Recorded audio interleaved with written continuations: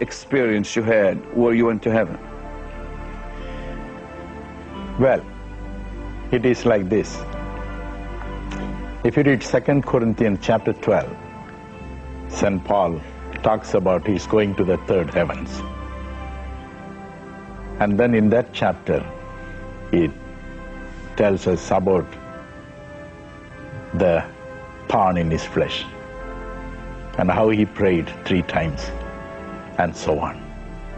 In my experience, whenever I'm heartbroken because of the ministry, the problems in the ministry, that's the time the Lord Jesus says, come. And he takes me to heaven, and then either he talks to me in person or he calls one of the apostles and make them speak to me concerning my problems. Pastor Nakran, he Yes. asks one of the apostles, Yes, who have you spoken to? Paul and Peter.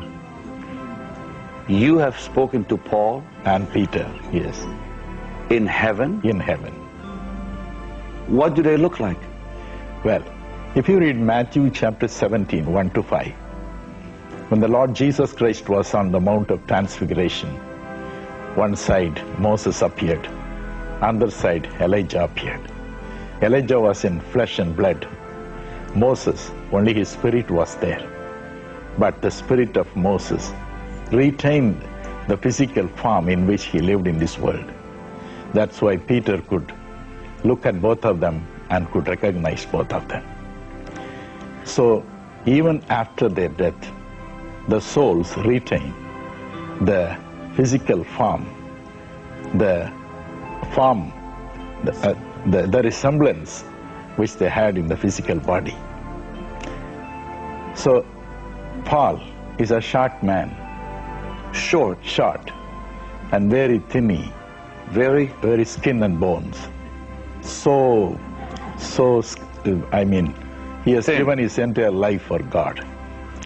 And one thing very special about Paul is, when he came to heaven,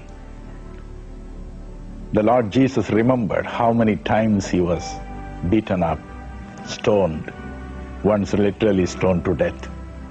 So he said, only for Paul, let all the injury, the wound marks he had on his physical body be retained in his spirit also.